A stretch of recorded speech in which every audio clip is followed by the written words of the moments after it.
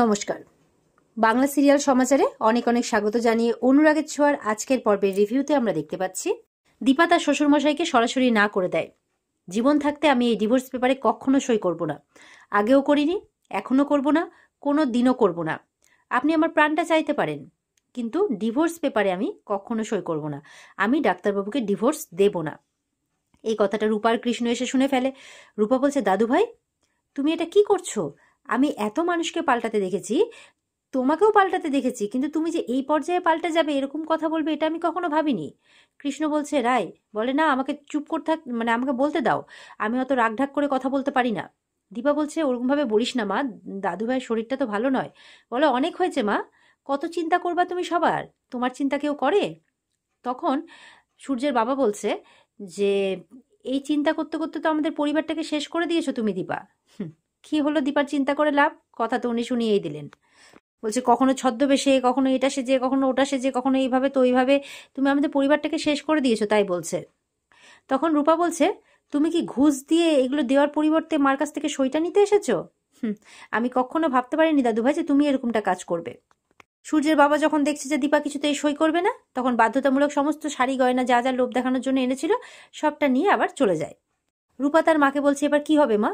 বাবা কি তাহলে সত্যি সত্যি চারু আন্টিকে বিয়ে করবে? বলে, না, তোর বাবা কোনো দিনই অন্য কাউকে বিয়ে করবে না, তাই বলছে। এদিকে সূর্যের বাবা ব্যর্থ হয়ে বাড়িতে ফিরে আসে। তো সবাই সূর্যের বাবাকে দেখে একটু অবাক হয়, কি ব্যাপার এরকম ভাবে মনমরা হয়ে ফিরে আসছে। সূর্যের বাবা বলছে, করলো না, দীপা সইটা করলো না। সূর্যের কাকিয়া বলছে, কেন কেন সইটা করলো না? উর্মি বলছে, এরকম হলে কিভাবে হবে বাবা, দাদার জীবনটা শেষ করে দেবে তো দিদি।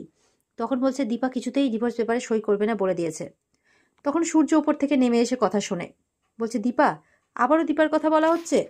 লাবণ্য দৌড়ে এসে বলতে চায়, হ্যাঁ হ্যাঁ, ভালো মায়ের কথা বলা হচ্ছে। তখন উর্মি তার হাতটা টেনে ধরে। সূর্য বলছে, কি করছো, ছাড়ো ছাড়ো, ওর লাগবে। হাতটা ছাড়িয়ে নেয় লাবণ্যর। লাবণ্য তার ভালো ছেলেকে জড়িয়ে ধরে। সূর্য বলছে, দীপার কথা হচ্ছে। তখন সোনা ভেতর থেকে দীপা আর সূর্যের যে বিয়ের ছবি সেটা এনে দেয়। এই যে, এই মহিলাই দীপা। বলে, দীপা আমার হারিয়ে যাওয়া স্ত্রী? বলে, না, ও কেউ নয় তোমার। ও আমাদের জীবনটাকে শেষ করে দিয়েছে, আমার জীবনকে শেষ করে দিয়েছে। আমাকে চারু বাঁচিয়েছে, চারু, সেই ওই একই ঘ্যানার ঘ্যানার কথা, আমাকে চারু বাঁচিয়েছে। তখন ডরথি আসে। ইয়েস মিস্টার সেনগুপ্ত, এই মহিলা আপনাদের বাড়িতে কাজের লোক হয়েছিল। আর উল্টোপাল্টা কথাবার্তা বলে। সোনা বলছে, ডরথি আন্টি ঠিকই কথা বলছে, এই মহিলা সবার জীবন ছাড়খাড় করে দিচ্ছে। জয় বলছে, কেন দাদাইকে বারবার করে মিথ্যে কথা বলে কনফিউজ করে দিচ্ছ? ব্যাস। উর্মি তখন ভয় দেখায়, আমার না 1 মিনিটও লাগবে না লাবণ্যকে এখান থেকে ওই বোর্ডিংয়ে পাঠাতে, বুঝতে পেরেছো? অমনি জয় চুপ, যেন বউকে দেখে একদম ভয়ে ও শেষ, ওর কোনো কিছুই নেই, কোনো অস্তিত্বই নেই। সোনা বলছে, শোনো বাবা, তুমি চারুকে বিয়ে করো, তাহলে তুমিও ভালো থাকবে, আমিও ভালো থাকবো, আমরা সবাই ভালো থাকবো। সূর্যের দীপার কথা মনে পড়ছে, সেই ছেলেবেলা থেকে সোনার কথা, দীপার কথা সব মনে পড়ছে আস্তে আস্তে। আর সূর্যের মাথাটা ঘুরে ওঠে। তখন সবাই চিন্তা করে সূর্যকে নিয়ে। তখন এদিকে সূর্যের বাবা বলছে, তুই চারুকে বিয়ে কর, না হলে আমার এই জীবনটা রেখে কোনো লাভ নেই, আমি আমার জীবনটাই রাখবো না, তাই বলছে। আর এই সমস্ত কথা বলেই সূর্যকে আরো অসুস্থ করে দিচ্ছে, আর এই সমস্ত ব্লেমগুলোও গিয়ে পড়ছে দীপার নামে। অদ্ভুত কাণ্ড।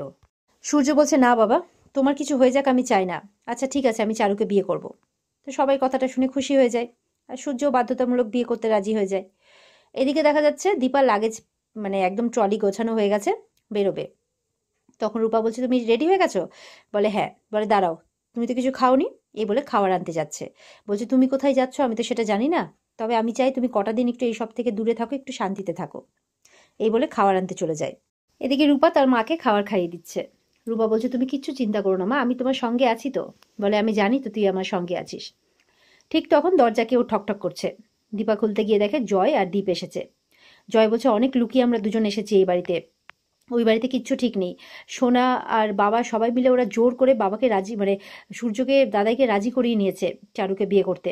বলছে, অত সহজ নাকি? তুমি জানো না ভাই যে আমি তো এখনো ডিভোর্সই দেইনি, তাহলে বিয়েটা হয় কি করে? তখন বলছে যে ওরা বলা বলি করছিল, তোমরা তো অনেকদিন একসাথে নেই, তাই ছাড়াছাড়ি হতে ডিভোর্স পেতে এমন কিছু বেশি টাইম লাগবে না। বলে, তোমরা চিন্তা করো না। আর দীপকে বলে তার যাকে দেখে রাখতে। বলে, তোমরা যাও, আমি কিছু না কিছু ব্যবস্থা করছি। রূপা বলছে, এদের কি ভুলের কোনো শেষ নেই মা? দাদু ভাইয়ের চোখের সামনে সবটা ঘটে যাচ্ছে, তাও যেন কিছু দেখতেই পাই না, অবাক কাণ্ড। সত্যি বাবা। তো বলছে, তুই চিন্তা করিস না, আমি কটা দিন থাকবো না, তুই একটু অফিসটা সামলে নিস। তখন বলছে, তুমি কোথায় যাচ্ছ মা? বলে এখনো 1 ঘন্টা হয়নি আমি ওই বাড়ি থেকে ফিরেছি, এখন লাগেজ গুছিয়ে ওই বাড়িতেই যাচ্ছি। বলে তুমি আবার ওই বাড়িতে যাবে, এই জন্য তুমি লাগেজ গুছিয়েছো? বলে হ্যাঁ, তোর বাবা আর আমাকে 1 ঘন্টাও কেউ আলাদা করতে পারবে না। রূপা তো চিন্তায় পড়ে যায়, তোর মা নিজের বাড়িতে যাচ্ছে রূপা তোর বাবার সাথে থাকতে। এদিকে উর্মি সূর্যের বাবাকে বলছে যে বাবা এখন দাদাই রাজি হয়ে গেছে, দাদাই কিন্তু বেঁকে বসতে পারে, এখন ইমোশনাল হয়ে রাজি হয়েছে, পরে ইমোশনাল কথা বলে বেঁকে বসতে পারে। বলে তুমি ভুল করছো, সূর্য আমাকে কথা দিয়েছে আর আমার কথার খেলাপ করবে না। সোনা বলছে চিন্তা করো না, আমি আছি তো। তখন উর্মি বলছে হ্যাঁ সোনা, কিছু একটা কর, না হলে কিন্তু সমস্যা হয়ে যাবে। জয় বলছে কথা যখন হয়ে গেছে এই কথা তোলার কি দরকার ছিল? বলে সব দরকার তুমি যদি বুঝে যেতে তাহলে তো হয়েই যেত। ব্যাস, উর্মির এক কথাতে জয় আবার চুপ। সূর্যের বাবা বলছে বিয়েটা তো ছেলে খেলা নয়, রাজি যখন হয়েছে কিছু ভেবেই রাজি হয়েছে, এই বলে চলে যায়। এবার পুরো লাগেজপত্র নিয়ে দীপা চলে আসে। দীপাকে দেখে সবাই অবাক, আগেই দৌড়ে যায় চারু। কি ব্যাপার এসছি তুমি এখানে? বলে এখন এই প্রশ্নটা তুমি আমাকে করবে? উর্মি বলছে একই প্রশ্ন তো আমারও। দীপা বলছে তুই দেখছি আজকাল বাংলা কথাই বুঝতে পারিস না। চারু বলছে তুমি বেরিয়ে যাও এই বাড়ি থেকে, তুমি এই বাড়িতে আসতে পারো না, আমার সাথে ডক্টর সেনগুপ্তের বিয়ে হবে। বলে সে কি, তুমি এখন আমাকে এই সমস্ত কথা বলছো? তুমি বোধহয় ভুলেই গেছো যে আমি ডাক্তারবাবুর বিয়ে করা প্রথম স্ত্রী, আর যেটা আমার সেটা আমারই থাকবে। তুমি হয়তো তোমার পজিশনটা ভুলে গেছো বাড়িতে। সোনা বলছে তুমি এসব করতে এসছো? দীপা বলছে না রে, আমাকে এসব কিছুই করতে হবে না, এমনিতেই হয়ে যাবে। ডরথি মানে রুডি বলছে যে হাউ ফানি। বলে হ্যাঁ ঠিকই, আপনার তো ব্যাপারটা ফানি লাগবেই, আপনি দেখবেন যে আমি আপনার সাথে কেমন ফান করতে পারি।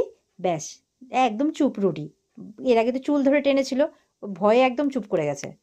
সূর্যের বাবা বলছে হাউ ডিয়ার ইউ, তোমার সাহস কি করে হলো এই বাড়িতে আবার ফিরে আসার?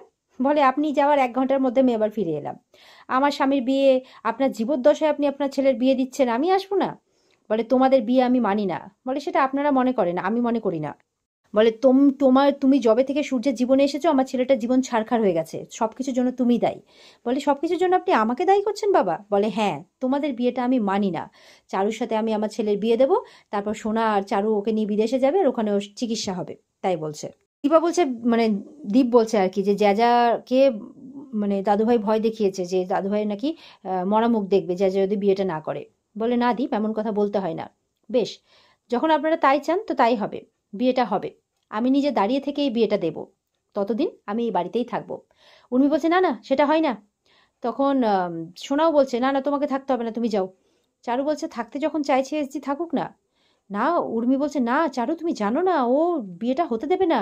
চারু বলছে তাই নাকি, আমিও দেখি না যে ও কি করতে পারে, সারা জীবন তো আমি এসজিকে ভয় পেয়ে চলতে পারি না। চারু বলছে আমি তোমার চোখের সামনে এসএসকে বিয়ে করব, তোমার সাথে লড়বো আর জিতবো, দেখি কি করে আটকাও। দীপা বলছে ওকে, চ্যালেঞ্জ অ্যাকসেপ্টেড। উর্মি বলছে আমি কিন্তু বলছি এটা দীপার চাল। চারু বলছে আমি প্রমাণ করে দেব যে আমি যোগ্য এসএস এর জন্য। তখন সূর্য উপর থেকে নেমে আসছে, সূর্য দীপার দিকে তাকিয়ে আছে, দীপা সূর্যের দিকে। উর্মি মনে মনে বলছে তাকিয়ে থেকে কি হবে রে দিদি, কয়দিন ধরে আমি দাদাইকে যে কড়া ডোজের ওষুধ দিয়েছি না, একদম ডাবল ডোজ, তাতে তোকে কেন বাড়ির লোককেই ভুলতে শুরু করে দিয়েছে। সোনা তো আবার উল্টোপাল্টা বলছে, এই জীবন শেষ করে দিয়েছে হ্যান ত্যান। এবার সূর্য আবার বলছে এই মহিলা কেন এখানে, এ তো সবকিছু শেষ করে দিয়েছে, তাহলে কেন এখানে? সূর্যের বাবা বলছে দেখো দীপা দেখো, তোমাকে দেখে কেমন উত্তেজিত হচ্ছে দেখো। তখন চারু সামলাচ্ছে। সূর্য বলছে বের করো ওকে, নাহলে আমি বের করছি, এই বেরোন আপনি বেরোন। চারু বলছে এসএস এসএস এরকম করো না, উনি আমাদের বিয়ের ওয়েডিং প্ল্যানার, উনি সবকিছু সাজাবে গোছাবে সবকিছু করবে। বলছে উনি ওয়েডিং প্ল্যানার, এই বলে বুঝিয়ে সুঝিয়ে সূর্যকে নিয়ে যায়। দীপাও এই বলে তখন বাড়িতে থাকতে শুরু করে আর কি। এরপর ঘরে আসে, ঘরে এসে সূর্যের কথাই ভাবছে, সূর্যের অবস্থার কথা ভাবছে। দীপা ঘরে এসে বলছে আমাকে সবটা ফিরে পেতে হবে, সব কিছু ফিরে পেতে হবে, ডাক্তারবাবুকে আমাকে ফিরে পেতে হবে, ডাক্তারবাবুকে বাঁচাতে হবে। রুটি চুপ করে দেখছে। এরপর দীপা পিছনে ফিরতে রুটি লুকিয়ে পড়ে।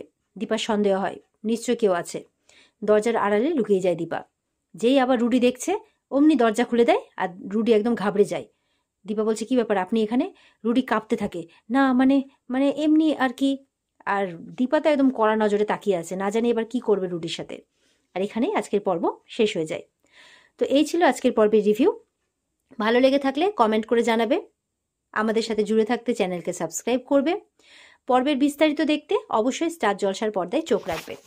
দেখা হচ্ছে আগামীকালকে, সবাই খুব ভালো থাকবে, টাটা।